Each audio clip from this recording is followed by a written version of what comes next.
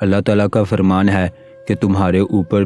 جو بھی پریشانی مصیبت آتی ہے یہ تمہارے اپنے ہی ہاتھوں کی کمائی ہے، یعنی انسان جو عمل کرتا ہے انہی اعمال کی بدولت انسان کے گھر کے اندر یہ حالات ہوا کرتے ہیں۔ اس حوالے سے ہم آپ کو حضرت علی رضی اللہ تعالیٰ عنہ کا فرمان سناتے ہیں کہ آپ رضی اللہ تعالیٰ عنہ نے عورتوں کی کون سی عادت کے بارے میں فرمایا ہے کہ ان کی یہ عادت گھر کو برباد کر دیتی ہے۔ اس بارے میں حضرت علی رضی اللہ تعالیٰ عنہ کے یہ حقائق ہیں کہ حضرت علی رضی اللہ تعالیٰ عنہ کی خدمت میں ایک عورت حاضر ہوئی اور کہنے لگی، امیر المومنین، وہ کون سی عورت ہے جو اپنے گھر کو برباد کرنے والی ہے اور اپنے گھر سے اللہ کی رحمت اور برکت کو ختم کرنے والی ہے؟ تو آپ رضی اللہ تعالیٰ عنہ نے اس عورت سے فرمایا کہ یاد رکھو، جس عورت میں یہ ایک عادت موجود ہو وہ عورت اپنے گھر کو برباد کر دیتی ہے۔ اس عورت نے جب آپ سے پوچھا کہ وہ کون سی عادت ہے تو اس کے جواب میں حضرت علی رضی اللہ تعالیٰ عنہ کا کیا جواب تھا؟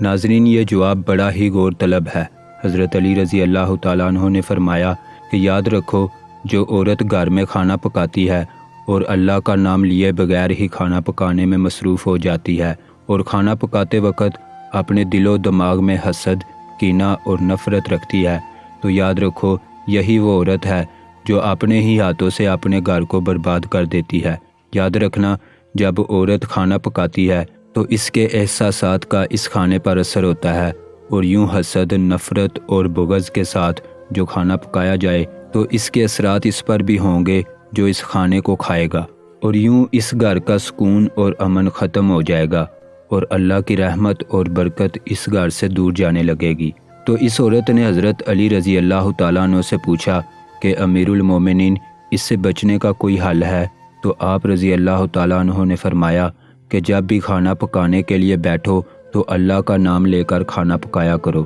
کیونکہ جس کھانے پر اللہ کا نام لیا جاتا ہے تو اس گھر سے وہ احساسات اور اثرات دور ہو جاتے ہیں جن سے اس گھر پر پریشانیاں آنی ہوتی ہیں۔ ناظرین، آپ نے حضرت علی رضی اللہ تعالیٰ عنہ کی یہ بات جان لی کہ حسد، کینہ اور بغض کس قدر بری چیزیں ہیں، اور یاد رہے کہ بری چیز کے اثرات برے ہی ہوا کرتے ہیں، اور دوسری چیزیں جو حقائق میں بیان ہوئی ہیں وہ اللہ کے نام کی برکت ہے کہ اللہ کا نام جب کھانے پر پڑا جاتا ہے تو اللہ تعالیٰ اس کھانے میں برکت بھی عطا فرماتا ہے اور اس سے نقصانات بھی اٹھا لیتا ہے۔ یاد رہے کہ حدیث نبوی صلی اللہ علیہ وآلہ وسلم میں بھی حسد اور کینہ کی سخت ممانعت فرمائی گئی ہے، جیسا کہ ایک روایت میں ہے کہ حضرت انس بن مالک رضی اللہ تعالیٰ عنہ کا بیان ہے کہ رسول اللہ صلی اللہ علیہ وآلہ وسلم نے فرمایا، ایک دوسرے سے بغض نہ رکھو اور نہ حسد کرو اور نہ غیبت کرو، اور اللہ تعالیٰ کے بندے اور بھائی بھائی بن کر رہو، اور کسی مسلمان کے لیے جائز نہیں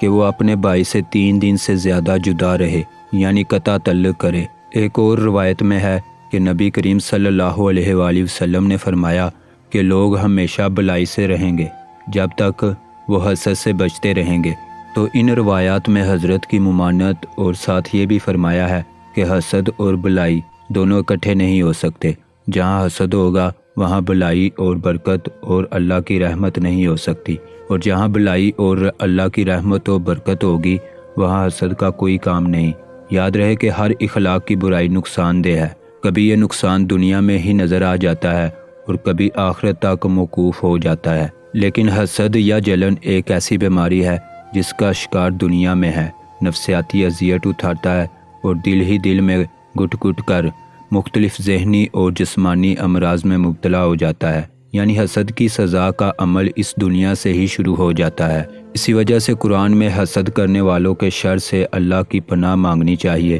کیونکہ وہ اس باولے پن میں بھی اسی حد تک جا سکتا ہے۔ یاد رہے کہ حسد کے بارے میں فرمایا، حسد نیکیوں کو اس طرح کھا جاتا ہے جیسے سوکھی لکڑیوں کو آگ۔ لہٰذا دنیا اور آخرت کی بھلائی کے لیے اس بیماری کو جاننا اور اس سے بچنے کی تدبیر اختیار کرنا ضروری ہے۔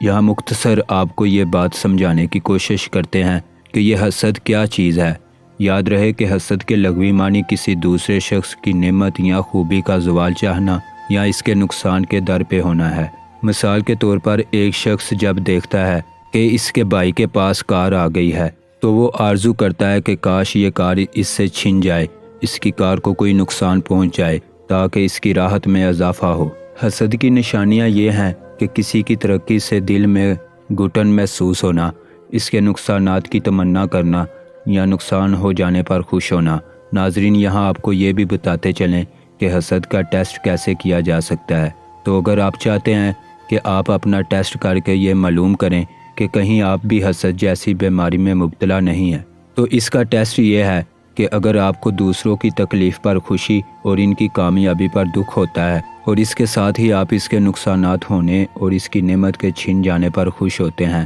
تو سمجھ لیں کہ آپ حسد میں مبتلا ہیں۔ آپ کو یہاں یہ بھی بتاتے چلیں کہ حسد اور رشک میں فرق کیا ہے۔ حسد کرنا ناجائز ہے جبکہ رشک کرنا جائز ہے۔ حسد کا مفہوم کسی کی نعمت کا زوال چاہنا یا اس کے چھننے کی خواہش کرنا ہے، جبکہ رشک میں کسی شخص کی خوبی متاثر ہونا اور اس سے جیسا بننے کی کوشش کرنا ہے۔ چنانچہ حسد ایک منفی اور رشک ایک مثبت جذبہ ہے۔ ناظرین، امید کرتے ہیں کہ آپ کو اس گفتگو سے فائدہ ہوا ہوگا۔ خواتین میں یہ بیماری اکثر اوقات زیادہ ہوتی ہے، اس لیے چاہیے کہ اس ویڈیو کو اپنی خواتین کے ساتھ لازمی شیئر کیا جائے۔ چونکہ مرد بھی اس سے عیب سے پاک نہیں ہیں، اس لیے مرد حضرات اور خواتین دونوں کے لیے ضروری ہے کہ اپنے آپ کو حسد اور بغض جیسے گناہوں سے دور رکھیں تاکہ گھر سے نفرتیں دور ہو سکیں اور گھر میں اللہ کی رحمتیں اور برکتیں آئیں۔ یاد رہے کہ جہاں حسد ہوگا وہاں نفرتیں ہوں گی، اور جب تک حسد ختم نہیں ہوگا تو آپس کی محبت کا تو سوال ہی پیدا نہیں ہوتا۔ اس لیے پیار، محبت اور صلہ رحمی کو پروان چڑھائیں، نہ کہ حسد، کینہ اور بغض کو۔ اللہ سے دعا ہے کہ اللہ ہمیں دین کی سمجھ نصیب فرمائے اور اس کے مطابق زندگی بسر کرنے کی توفیق عطا فرمائے۔ آمین ثم آمین۔ ناظرین، ہم امید کرتے ہیں کہ آپ کو ہماری آج کی ویڈیو ضرور پسند آئی ہوگی۔ اگر آپ کو آج کی ہماری ویڈیو پسند آئی ہے تو آپ سے گزارش کرتے ہیں کہ آپ ہمارے چینل کو ضرور سبسکرائب کر لیں اور ساتھ میں لگے بیل کے بٹن کو بھی پریس کر دیں۔ تب تک کے لیے اللہ نگہبان۔